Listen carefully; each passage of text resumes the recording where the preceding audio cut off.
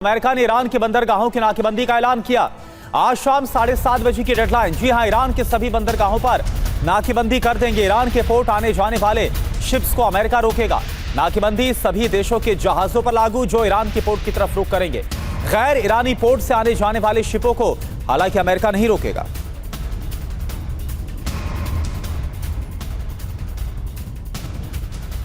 और वहीं ईरान के बंदरगाहों की नाकाबंदी के ऐलान के बाद डोनाल्ड ट्रंप का बयान। आज शाम 7:30 बजे से ईरान के सभी बंदरगाहों पर नाकाबंदी। ईरान के पोर्ट पर आने जाने वाले शिप को अमेरिका रोकेगा। नाकाबंदी सभी देशों के जहाज पर लागू होगी। गैर ईरानी पोर्ट से आने जाने वाले शिपों को नहीं रोका जाएगा। सेंटकॉम ने सोशल मीडिया पर ऐलान किया।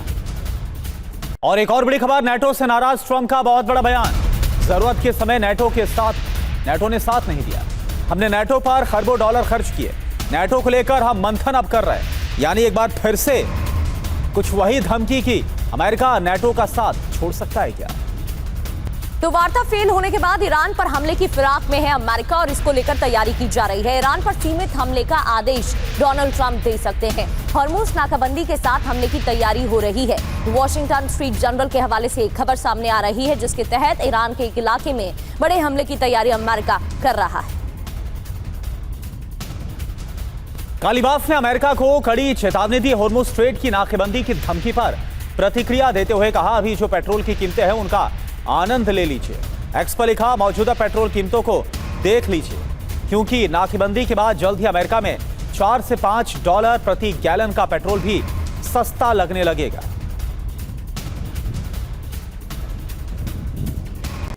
और वहीं ब्रिटेन के 4 जहाजों ने हॉर्मुज स्ट्रेट पार किया है। 24 घंटे में 4 शिप हॉर्मुज से गुजरे हैं। ब्रिटिश मैरीटाइम अथॉरिटी ने खबर दी है कि 24 घंटे के अंदर 4 शिप यहां से गुजरे।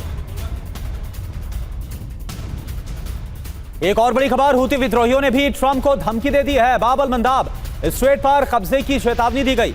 हॉर्मुज पर सख्त कदम पर एक्शन की तैयारी है। अमेरिका को चुकानी पड़ेगी भारी कीमत। वार्ता फेल होने के बाद हूती विद्रोहियों ने भी अपने तेवर दिखा दिए। हॉर्मुज को लेकर ब्रिटेन का बड़ा बयान भी सामने आया। हॉर्मुज की नाकाबंदी में अमेरिका का साथ नहीं, ट्रंप के दावे पर ब्रिटेन का जवाब। ट्रंप ने ब्रिटेन के युद्धपोत भेजने का दावा किया था। तो ट्रंप ने ब्रिटेन को युद्धपोत भेजने का दावा किया था, लेकिन इस पर ब्रिटेन ने मना कर दिया है।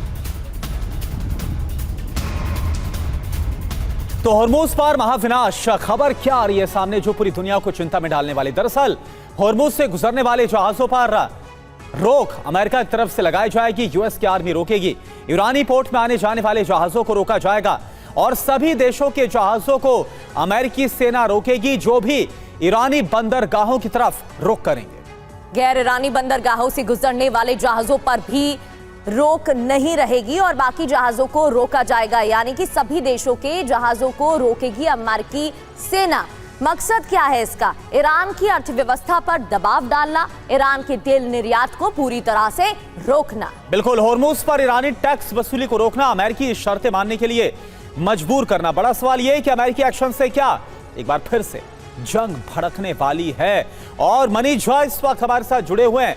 मनीष, क्या लग रहा है होने क्या वाला और कैसे सब कुछ मुमकिन होगा?